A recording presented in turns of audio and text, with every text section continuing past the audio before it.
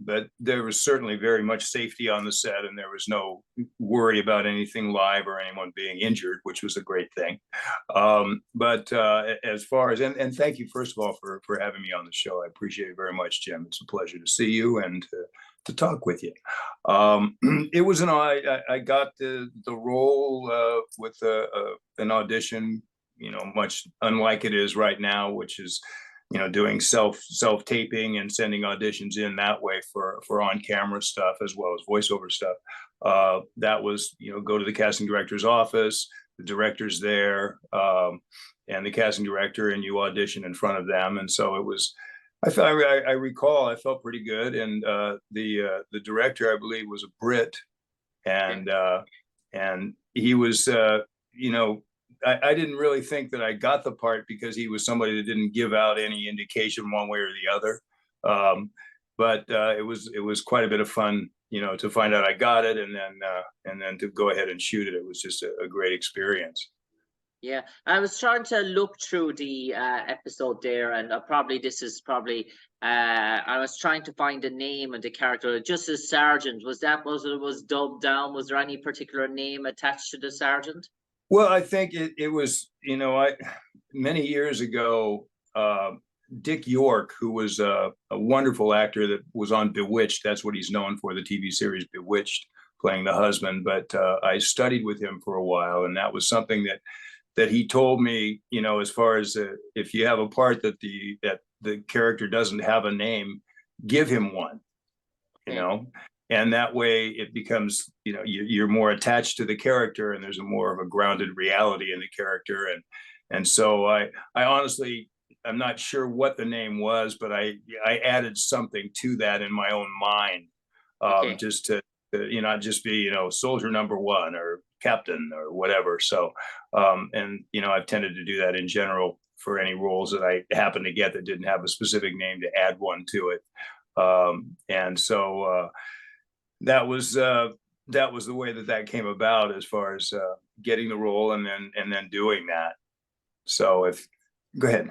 Yeah. Had you auditioned for any other Stephen Cannell roles throughout the 80s, or was this your first Stephen Cannell production? And did you ever meet the great man? I did not ever meet Stephen. I know I worked on, was it Renegade, I believe, was a Cannell project, and I worked on that, an episode called The Hound, as I recall. And there's probably a couple others, but these are the two that stick in my head. And I suppose, Dan, can you remember arriving the first day on set in the A-Team, where you was it a 6 a.m. shoot? Did you arrive in at 6 a.m. in the morning? Were you waiting around for your type of scene to be shot towards the middle of the day? Or what were your sort of recollections of maybe that first day of walking on the set of the A-Team? Was it long hours waiting for the actual role? And did you get to sit and observe and watch all the main cast in action? Yeah, as I recall, we shot either in Long Beach or there was like an old prison, I believe, that we shot at, that was very believable. I mean, it was a great set to work on, and as I recall, it was an early arrival time, and respected by everybody. There was no sense of he's not one of the main cast, or there was no sense of that at all. There was a sense of welcoming and just there to have a good time, and to also get it done. As far as interacting with the cast, I didn't. I mean, the scene that I had, I believe, was with Dwight Schultz, or in the jail cell itself. There was that one scene there, and then it got crazy, because then there was a fight about to ensue, and we're all gathered with our weapons, running out looking for the A-Team because they escaped, and that was quite a bit of fun. And Mr. T, I recall, he was very much the character outside of filming. He was just a very outgoing, having a great time. You could hear him laugh and talking to people, and it was, oh, that's Mr. T. Hell, we're going to have a good time over here. It's that kind of an attitude, and just everybody was appreciative of that, and it was, as I recall, again, it was a good time. It was a ways to get there. It was either in San Pedro or Long Beach. I can't quite remember which of the locations, but it was a great set. I don't know how much it cost them to rent that whole facility, because it was a lot of space.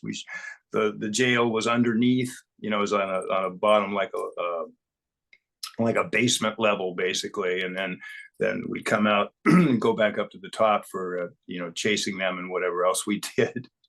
Okay, and I suppose, Dan, this was one in an episode where there was an awful lot of guest actors, guest cast, given the magnitude of the episode, that it was the most government versus the A team sort of such, and then we had an A team solving another sort of puzzle. So it was sort of littered with sort of guest actors, and normally with episodes the A team in maybe season 3 or 4, you might have 5 or 6 actors that come in and play the main guest actors, but this was sort of littered. So did you sense from the moment that you arrived that this was a very important episode, given the amount of guest actors that were on set?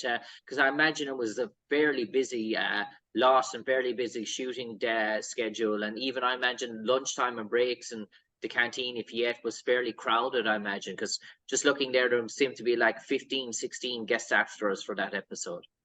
Yeah, there was a lot of folks. I didn't have a lot of interaction with the other actors per se. I do absolutely remember that it was a very busy set, and they were very much on top of making sure this happened, let's move on to that. The shooting schedule and the director were very much focused and getting things done. There wasn't a lot of time wasted. I don't remember sitting around going, God, when are they going to get to this shot?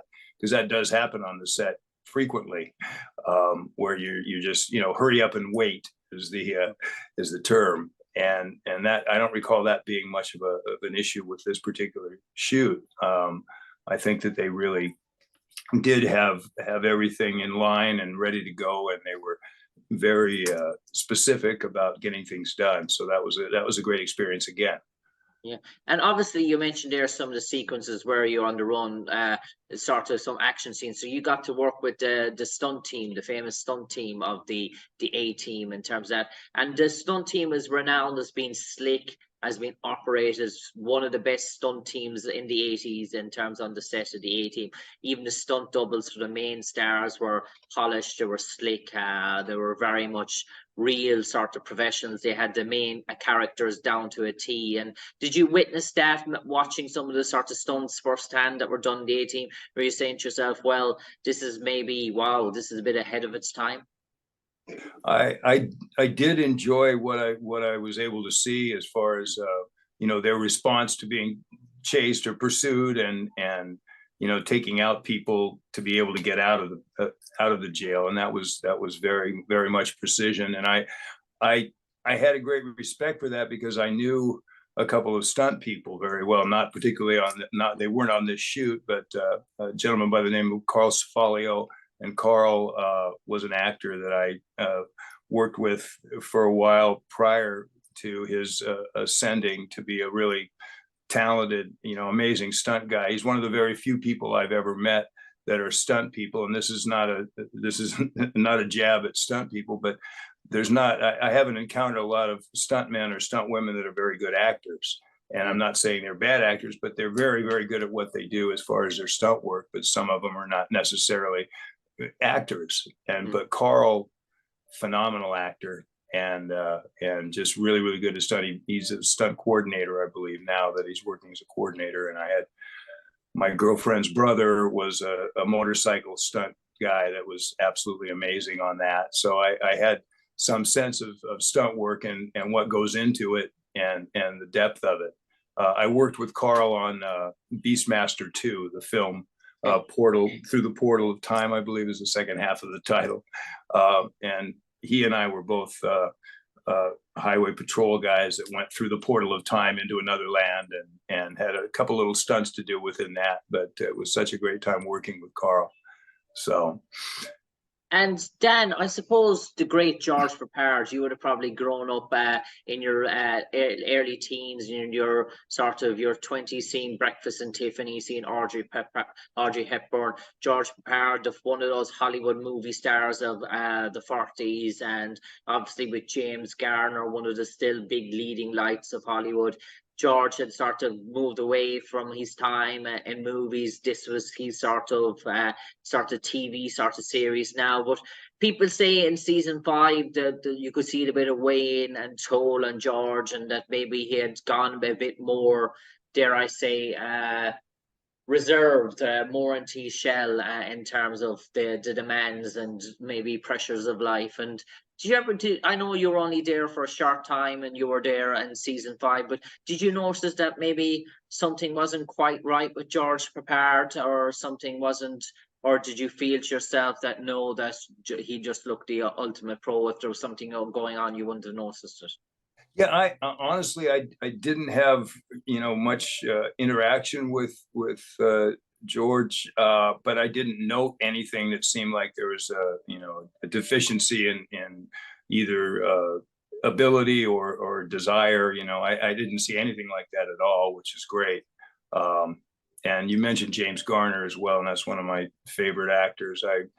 When he had the Maverick series on TV, I still have the song memorized. At this point in my life, I can still sing you the theme song from Maverick, and that's just crazy, the things that we retain. But it meant a lot because I watched it with my father, and the A-Team stuff as well. Was something that was shared, that my family enjoyed as well as myself, and that's always a great thing about a show, is when you can bring the family around. And back when that stuff was on, there was no, you might have been able to record something, but it was not as easy and not as simplistic to be able to grab and look at something as it is now. So it was like, sometimes if you miss something, that's it, I missed it.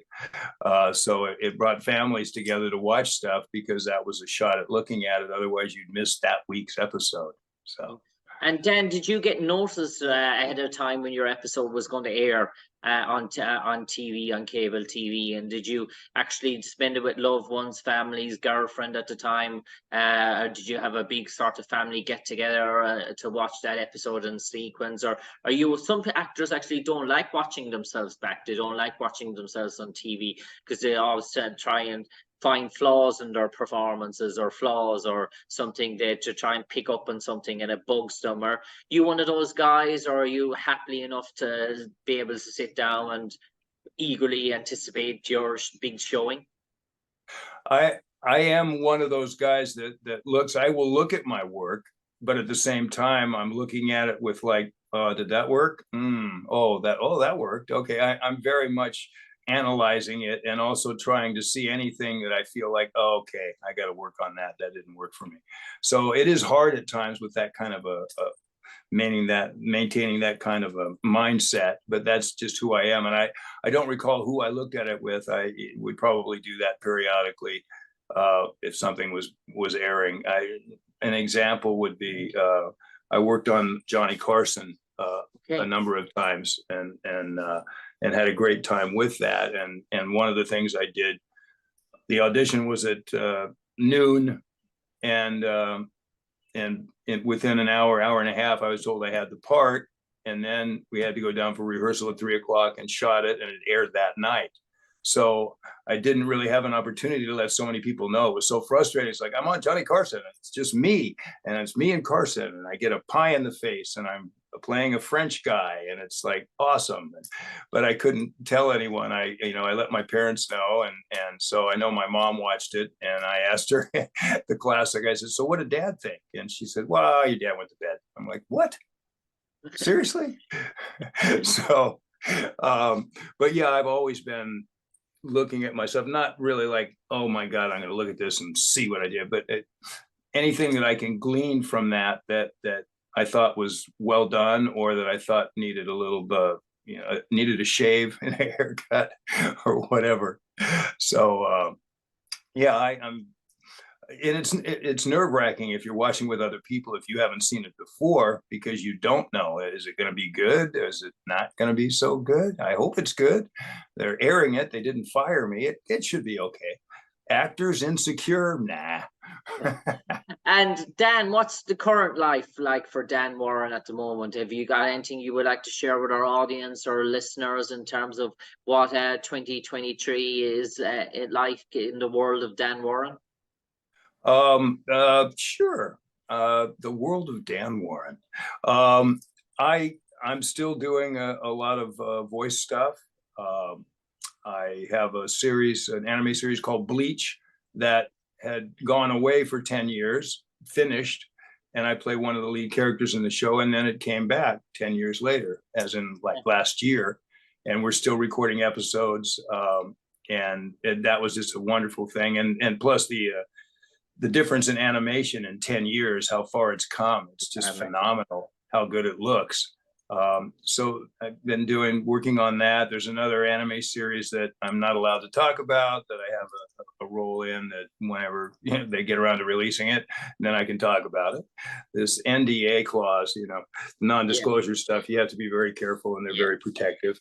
And as well as video games. I've worked on a number of video games, and audiobooks. I don't have anything coming up right this minute, but I've recorded over 200 audiobooks, and that's another wonderful opportunity for me. As I said, I was a little kid that wanted to read out loud, and now I'm able to do that and make money doing it, which is crazy.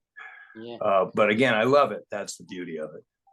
And I suppose, Dan, for the final 30 seconds, if I could turn it over to you, and I might ask you in sort of 2 sentences, if you could summarize your experience on the A-Team when you were there in October 1986 for the episode Firing Line, Season 5, Episode 3, where you played the sergeant. How would you summarize your whole Dan Woren's experience on the set of the A-Team?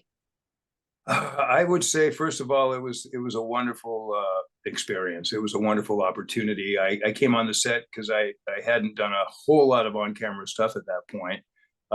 More stuff coming shortly after that. But it was just, I felt respected, and I had a great time. And I was kind of like a little kid, looking around going, oh, there's Mr. T. Oh, there's George Peppard. That kind of a feeling. And now, of course, not letting them know that, you didn't want to look like a little kid going, ooh, how are you?